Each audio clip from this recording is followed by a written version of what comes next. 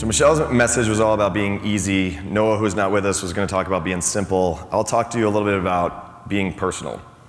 And so to give you, I didn't build a slide on who am I and why should you listen to me, but I'll tell you the 3 companies that I worked for in my career have been Capital One, Bain, and Caesars. And if there's 2 things that are similar between those 3 companies, it's consumer focus and it's data. Really big data for all 3 of those. I'm trying to make sure I at least get one buzzword in here. Thank you. So Caesars, you guys know Caesars Palace down the street. Obviously, we have a lot of brands around the country. We have Harrah's, Horseshoes, 9 brands here.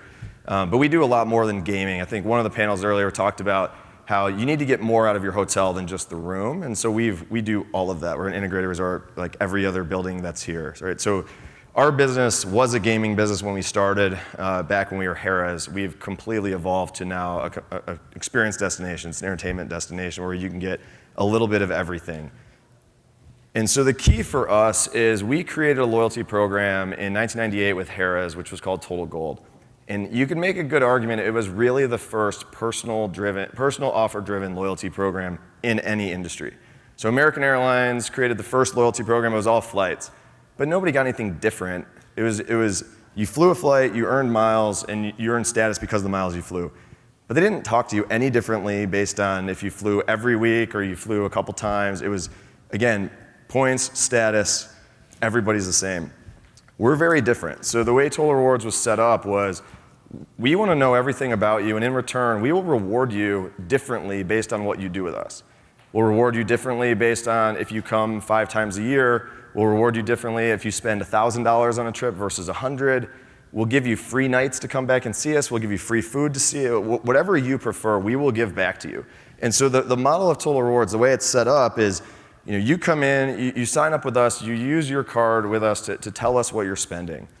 So we analyze what you do, we predict what you're going to do the next time, we put you into segments and test. If I give you $100, will you come back? If I give you $200, will you come back? Does it take $500? Does it take a suite? Does it take a villa? Does it take a car? I mean, I could go on for days, but this is we continually test repeatedly, try to learn from what you do and adjust our marketing accordingly. If you're coming back too often, we'll ratchet down what we give you. If you're not coming back enough, we'll give you more. This is the method that we've used. So we were doing personalized offers back in 1998. So early 2000s, we were, if not the first and not in the only, I mean, we were among them. Now, most of you in the room are probably trying to get to this place, and many of you have probably passed us at this point, but we've done a very nice job of really understanding our customer and providing them with the right offer, right time, et cetera, to get them to come into our building. And then on the right-hand side of this slide, it's the more you spend with us in a cumulative basis, the more benefits that you get.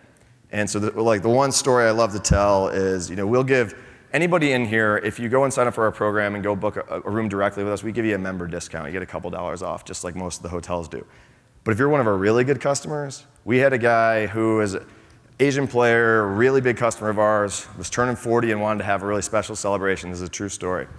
He wanted to recreate The Hangover. We said, okay, we'll do it for you. So we flew him in from China, flew him in on a private jet, him and 8 of his friends, put him in one of our amazing villas. We booked a place for him out at the pool where we roped off an area, and if you follow local regulations, you can actually get a tiger.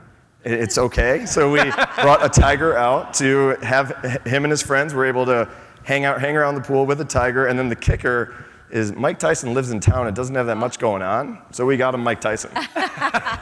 Again, this is all a true story. That experience, you can't provide that in most businesses, and the most amazing part of that is we actually made money on that trip with this guy. Right, so all of that is, some people would look at that as a sunk cost. We look at it as an investment because this is one of our best players we want to give back, and we know what he wanted. And now we have a player for life. And so I think the idea of providing great service and a great experience to people is what will ultimately drive loyalty.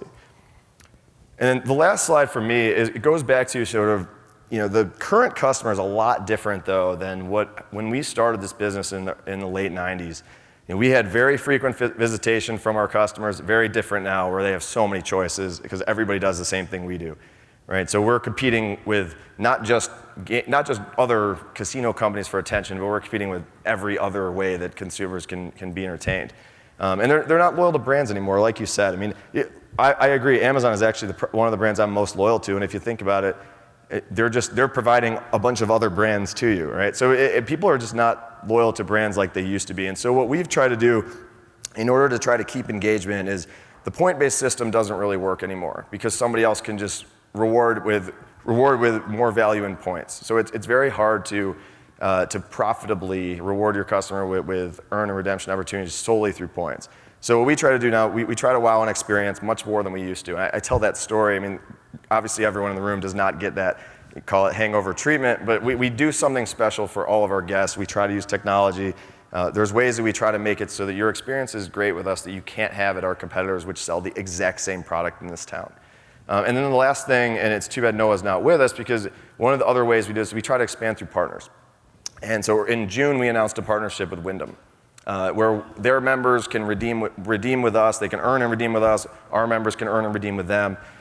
We think this is a way of, we only have 37-ish properties in the United States, so we don't have great coverage. Wyndham is obviously everywhere. So for our customers, when they're not going to be with us, we want to make sure that they can still engage in our program somewhere else. And so, we use the same things everybody else here does with credit cards and things like that, but you need to find a way to make sure that your brand is relevant in the customer's everyday life when they're not going to be a part of your experience.